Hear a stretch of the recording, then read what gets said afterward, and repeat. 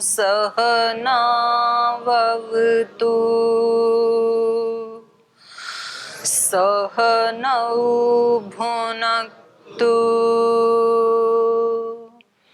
सह वीर्यं करवावहै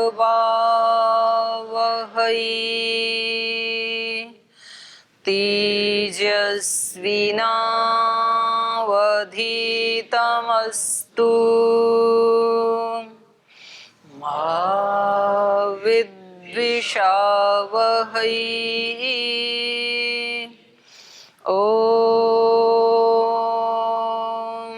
शांति शांति शांति।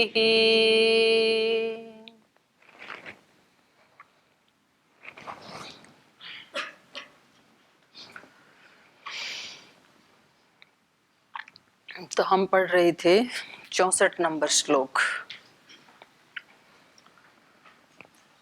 63 में इन्होंने बताया था इति ते ज्ञानम आख्यातम गुह्यात गुह्यतरम मया।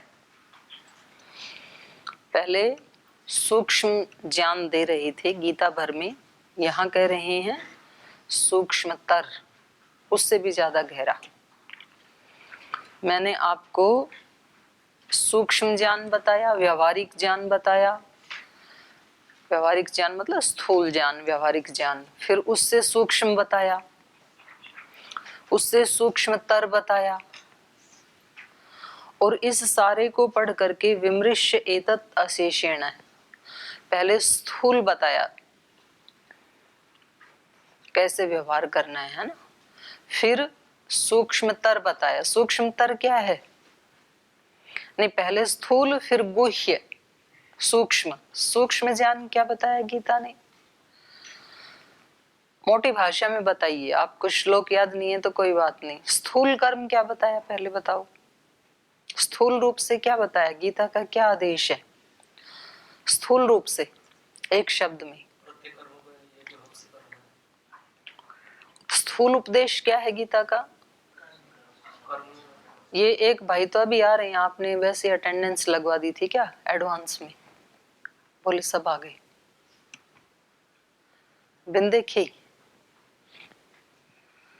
ये गलत बात है। देखो ऐसे ऐसे नहीं करना, फिर ऐसे नुकसान होता है दूसरे का। स्थूल उपदेश है कि हमें निठल्ला नहीं रहना, कर्म करना है। गीता कर्म से भागने का उपदेश नहीं देती है, कर्म करना ही है, ये स्थूल उपदेश। फिर गुह्य उससे सूक्ष्म क्या है? स्थूल से सूक्ष्म उपदेश क्या है? कर्म करना ही है, ये स्थूल हो गया। उससे सूक्ष्म क्या हुआ?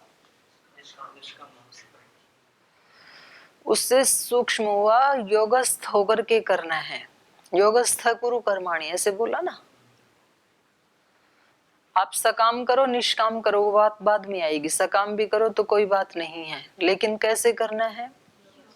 योग में स्थित होके करना है। योग में स्थित होके नहीं करेंगे तो क्या होगा? जो व्यक्ति योग में स्थित होके कर्म नहीं करेगा तो क्या करेगा? उसका अपोजिट सोचो ना। योग में स्थित होके नहीं करेगा तो क्या करेगा? फिर कैसे करेगा काम? जो मैं पूछ रही हूँ उतना ही बोलना है। अगर योगस्थ होकर के कर्म नहीं करेगा तो क्या करेगा?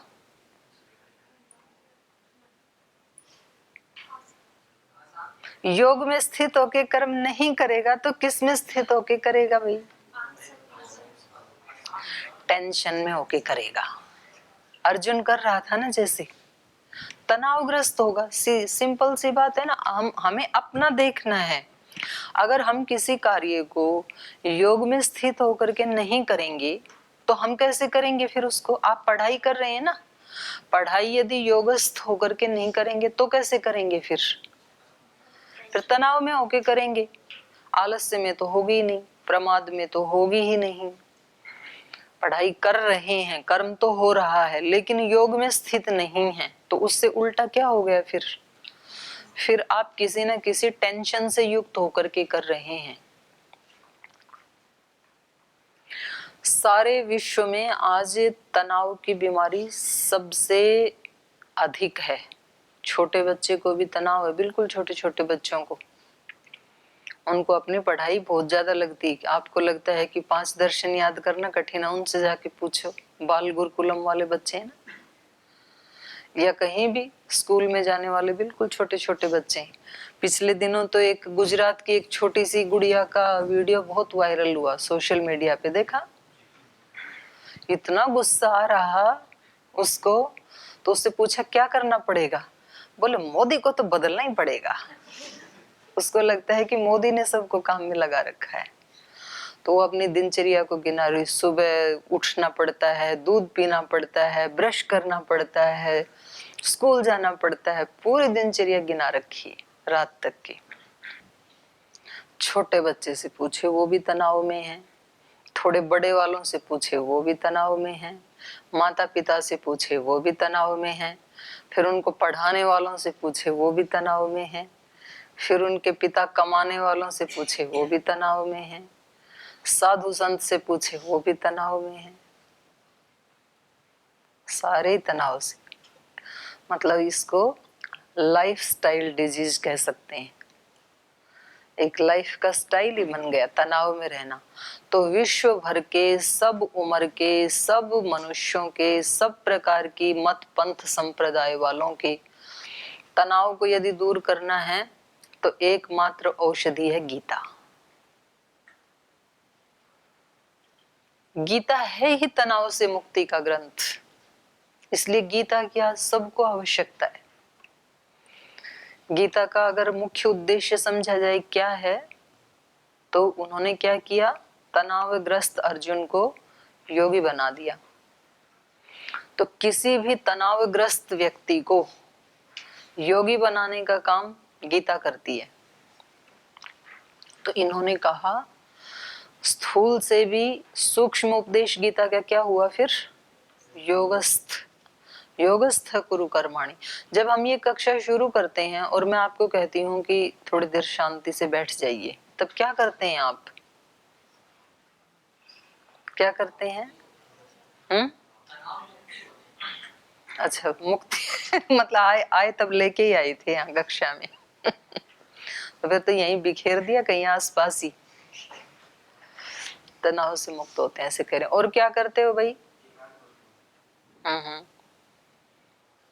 क्या करते हो? बैठते तो रोज हो, बताओ ना, अपना अपना बताओ क्या करते हो बैठ के। अच्छा, और बताओ। हाँ जी, अच्छा, शांत करते हैं। और भी कोई नया अनुभव? लो, अभी तो पढ़ाई नहीं, मैंने तो कहा आराम से बैठो कल वाले को। हाँ, तो वो नहीं करना। शांत बैठने का मतलब शांत बैठना ही है, कुछ भी रिपीट नहीं करना है। शांत बैठने का मतलब है योगस्थ होना, योग में स्थित होना। योग मतलब युजिर योगे, जुड़ना, या युज समाधौ। किससे जुड़ना?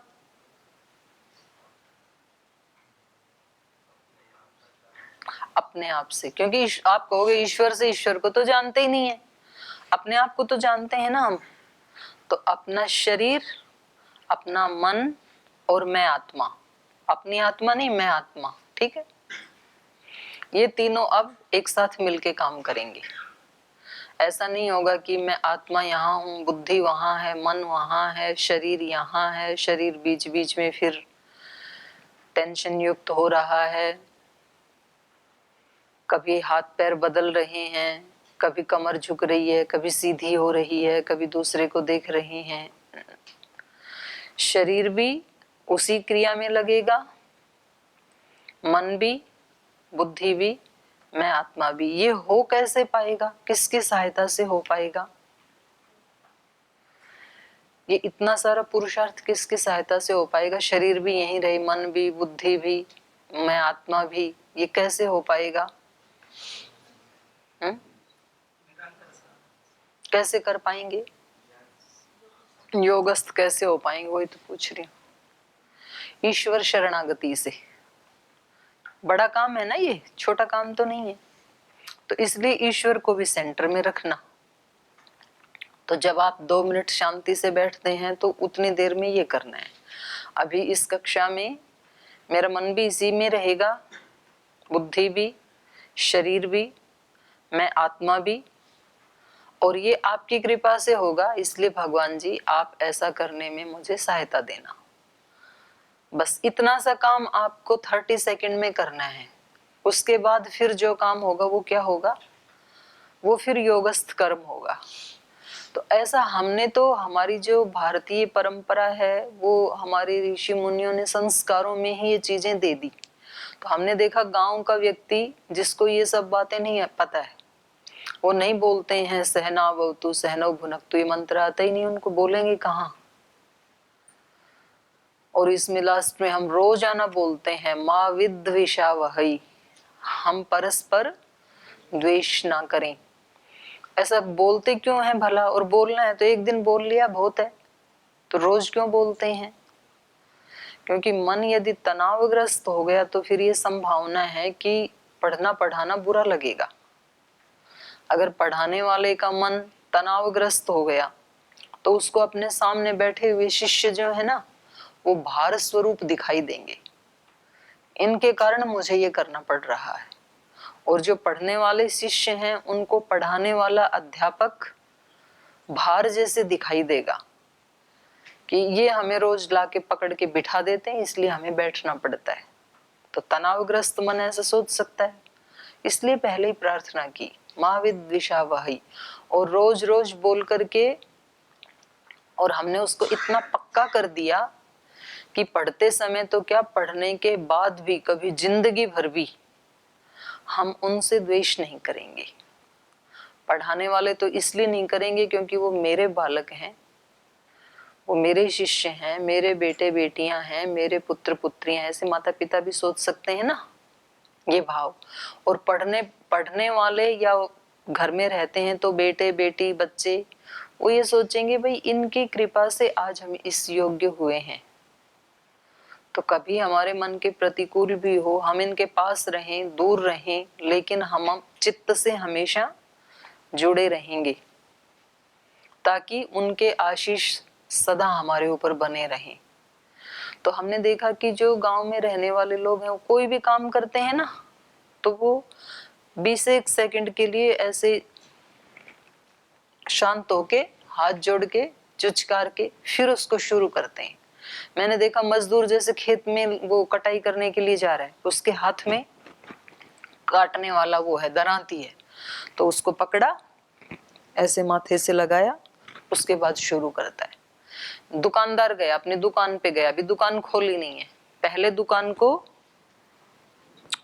ऐसे चुचकारा, उसके बाद दुकान खोली। कोई भी काम करते हैं कि नहीं ऐसे, उनको मंत्र का नहीं पता, लेकिन ये हमें मिला, ये विरासत में मिला। हमारा इतना बड़ा साइंस था भारत का। कोई भी काम छोटे से छोटा, कोई गृहिणी घर में उठती है, सुबह सुबह उठते ही वो पहले भगवान को प्रणाम करती है, धरती माता को झुझकारती है। जैसे महाराज जी बताते हैं ना, ऐसे हमने खूब देखा अपने गांव में, हमने अपनी माता जी को भी देखा, औरों को भी देखा। सुबह उठते ही एक भगवान की शरणागति में, मतलब ये भाव ये होता है उनका। कोई भी काम शुरू करेंगे तो उसको झुझकार के, उसको प्रणाम करके। आप भी जब परीक्षा हॉल में जाते हैं और जब परीक्षा लिखना शुरू करते हैं, हाथ में पेपर आता है, तो कोई तो स्थूल रूप से, कोई सूक्ष्म रूप से पहला काम क्या करते हैं, ईश्वर को याद करते हैं। कुछ तो उसको पेपर को लेके ही उसको चुचकारते हैं, करते हैं ऐसे और कुछ ऐसे आंख बंद करके 2 सेकंड फिर शुरू करते हैं। ये कोई अंधविश्वास नहीं है, ये प्योर साइंस है, विज्ञान है ये, कि हम कोई भी काम करने जा रहे हैं उससे पहले हम क्या हो जाएं, योगस्थ हो जाएं। योगस्थ है कुरु कर्माणि। तो स्थूल ज्ञान हुआ कि कभी भी ये सोचना ही नहीं कि मैं खाली बैठूं।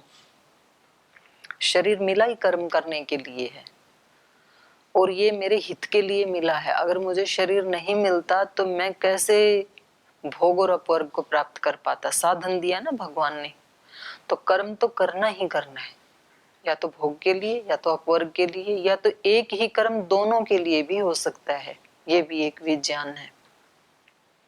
फिर दूसरा है कि उसको कैसे करें, योगस्थ होकर के करें, योग में स्थित। काम तो करना ही है, करना ही है, तो क्यों ना हम ऐसा करें जिसके बहुत ज्यादा रिजल्ट आए। एक काम को करने से 2 रुपए भी मिल सकते हैं और 20 रुपए भी मिल सकते हैं उसी काम को एक विशेष तरीके से करने से। तो ये करने वाला व्यक्ति 2 रुपए कमाने की इच्छा करेगा कि 20 रुपए, क्योंकि काम वो ही करना है। तो कहता है कि जब 20 रुपए मिलेंगे तो क्यों ना मैं उसी ढंग से करूं जिससे 20 रुपए मिल सके। तो हमें पढ़ाई भी करनी है, घर का भी काम करना है, बिजनेस व्यापार भी करना है, खेती भी करनी है, देश की रक्षा भी करनी, सब काम करने हैं। लेकिन उन्हीं कर्मों को करने से यदि मेरा मल्टीपर्पज सोल्व हो रहा है तो क्यों ना मैं वो करूं। यही है योगस्थ। फिर गुह्य से सूक्ष्मतर। सूक्ष्मतर ये है कि ये सब ईश्वर की कृपा से हो रहा है।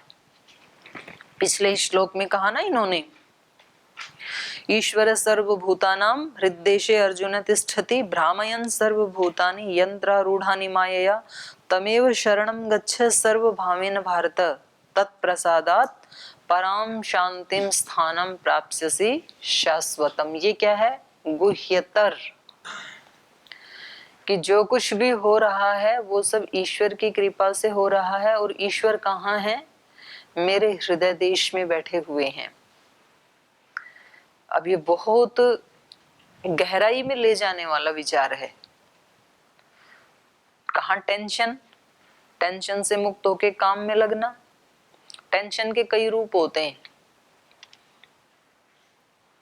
कोई व्यक्ति तनावग्रस्त है, ये कैसे पता लगे तनावग्रस्त है। पहली बात तो काम करने को मन ही ना करे तो समझ लो कि वो टेंशन में है।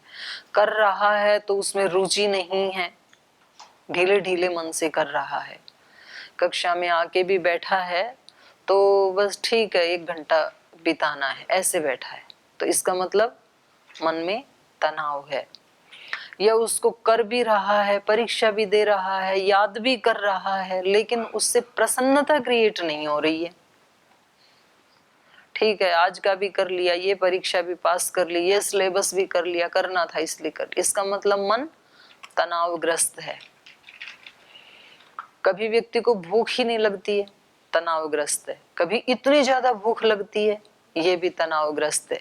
कभी नींद आती ही नहीं है, तनावग्रस्त है। कभी नींद इतनी आती है कि उठता ही नहीं है, ये भी तनाव है। कभी व्यक्ति को बेचैनी महसूस होती है, रेस्टलेसनेस, ये भी तनाव। अनेक रूप हैं तनाव के। तो ये सारे कैसे हो सकते हैं ठीक, जब कोई मेरे को ऐसी शक्ति मिल जाए जो मेरे से कई गुना ज्यादा शक्तिशाली है और मैं जैसा भी हूं उस रूप में मुझे स्वीकार करने के लिए तैयार है। तो ये गुह्यतर ज्ञान बताया इन्होंने। ये कब पता लगे, कब हमारा टेंशन फ्री हम हो सकते हैं, जब हमें ये पता है कि ईश्वर मेरे हृदय में ही है। ईश्वर सर्वभूतानां हृद्देशे तिष्ठति अर्जुना। और अब बता रहे हैं गुह्यतम, आगे 64 नंबर श्लोक में सर्व गुह्यतम, क्योंकि इसमें इन्होंने 63 नंबर में क्या कहा बता तो दिया। देखो ये कितना बड़ा विज्ञान है गीता में। गीता केवल अध्यात्म ग्रंथ नहीं है, बहुत व्यवहारिक ग्रंथ भी है। स्पिरिचुअल तो है ही है, सामाजिक भी है, लोक व्यवहार भी है इसमें, और एक बहुत बड़ा विज्ञान भी है। और विज्ञान उसमें शिक्षा नीति का, गुरु शिष्य परंपरा का भी है, एक कर्म करने वाले नागरिक का भी है, एक राजा का भी है, एक सिपाही का भी है। ये सारे धर्म इसमें छिपे हुए हैं। मतलब सब वेदों का सार इसको हम कह सकते हैं। तो इसमें कितना बड़ा मैसेज इन्होंने दे दिया। विमृश्य एतत् अशेषेण, पहले सारा बताया है जहां से वो बहुत परेशान था, दूसरे अध्याय से लेके उसके सामने जीवन के एक एक पहलू को खोल खोल के दिखाया। पहले लोक का सत्य बताया, ये सब मरने ही वाले हैं, तू नहीं मारेगा तो भी मरने ही वाले हैं, मरने ही चाहिए, क्योंकि ये पाप कर रहे हैं, जितना जल्दी निपटारा हो उतना ही अच्छा है।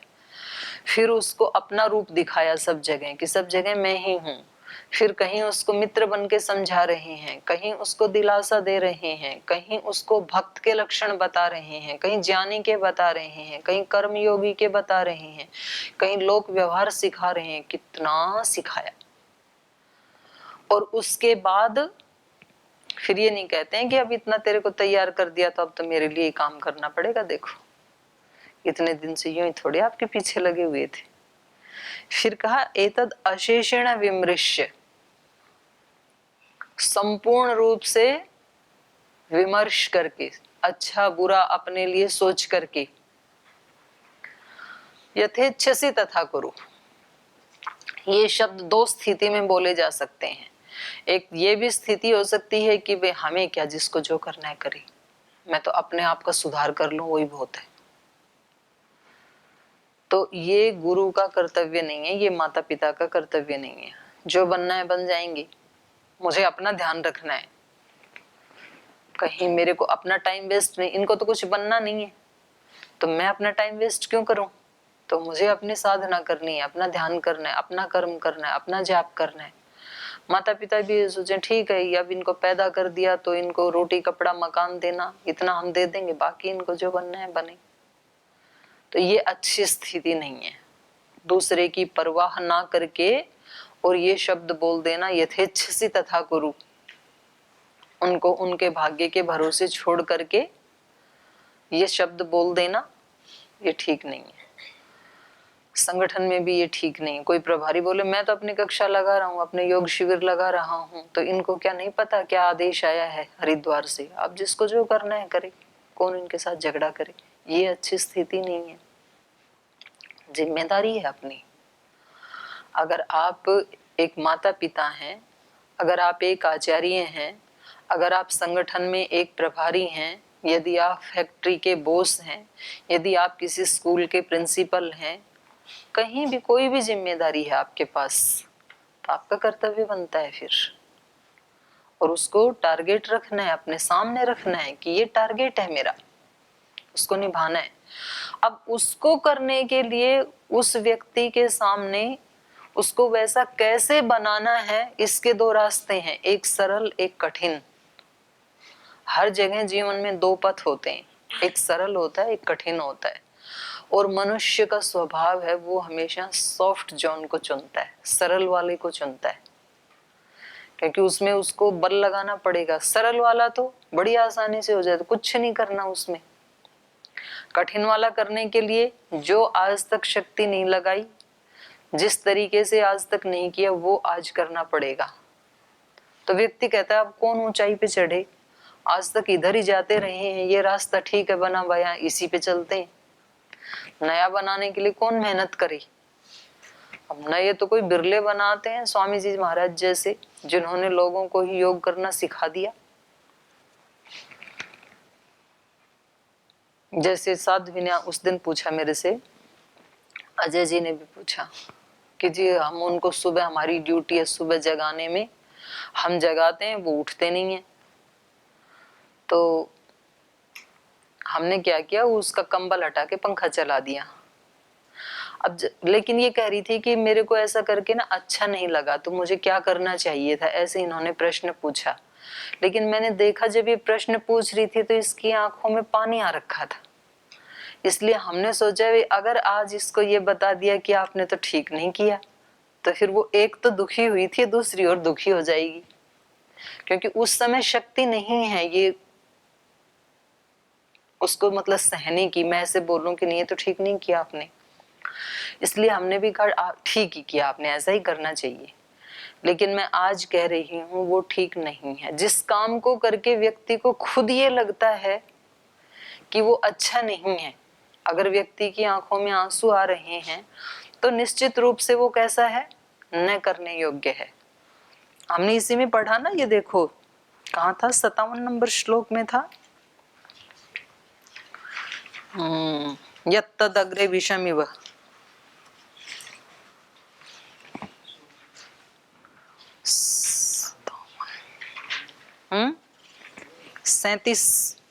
37 होगा फिर, यही आया था ना। हाँ 37। यत्तदग्रे विषमिव परिणामे अमृतोपमम। शुरू में तो चाहे वो काम कैसा लगता है, विष जैसे, मतलब बहुत कठिन। विष का मतलब कठिन, लेकिन परिणाम कैसा है? अमृतोपमम, बहुत अच्छा लगता है। वो कार्य, वो सुख सात्विक है। उसको करने से क्या मिलेगा हमें? सुख। कैसा सुख? सात्विक सुख। एक सुख ये भी है, ठीक है भाई उठ नहीं रहे थे, मेरी ड्यूटी है, नहीं उठेंगे तो हम पंखा चला देंगे। वो अजय जी बोले हम उसके कान में घंटी बजा देंगे। घंटी बजाने से व्यक्ति तो उठ जाएगा, पंखा चलाने से व्यक्ति तो उठ जाएगा, लेकिन क्या गारंटी है कि वो अगले दिन वैसा नहीं करेगा? और वो दिन भर आपके लिए क्या भेज रहा है? वो बाहर वाला काम तो हो गया, बाहर का नुकसान तो नहीं हुआ, लेकिन अंदर का नुकसान आपका भी हुआ, उसका भी हुआ, दोनों का हुआ ना। एक तो बाहर का नुकसान होता है कि व्यक्ति नहीं उठेगा तो नियम ध्वस्त हो जाएंगे, कैसे नियम चलेंगे? बाहर के नियम बिल्कुल ठीक चला के रखिए, 1 महीना 2 महीना घर को बाहर से बिल्कुल ठीक चला के रखा, लेकिन घर में रहने वाले सदस्यों के मन अंदर से जो है वो बिल्कुल टेंशन से युक्त हैं। जगाने वाले को पता है कल फिर वही माथापच्ची करनी पड़ेगी, जागने वाले को भी पता है कल फिर आ जाएंगे 4 बजे यमराज बन करके। तो ना उसका अंदर से लाभ हो रहा है ना इसका हो रहा है। अब ये पंखा चलाना या घंटी बजाना ये एक मार्ग है, लेकिन ये कौन सा मार्ग है? सरल मार्ग है ये।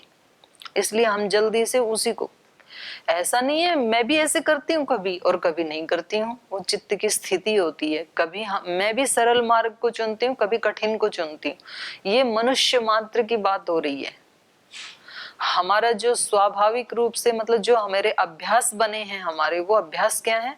सरल मार्ग को चुनने की, क्योंकि वो तुरंत हो जाता है हमारा वो काम। कठिन क्या है? कठिन ये वाला है जो भगवान कृष्ण ने किया, कितना समझाया उसको, और उसके बाद फिर उसके ऊपर छोड़ दिया। पूरा समझाने के बाद 100% जिम्मेदारी ली है इन्होंने अर्जुन को युद्ध के लिए तैयार करने की।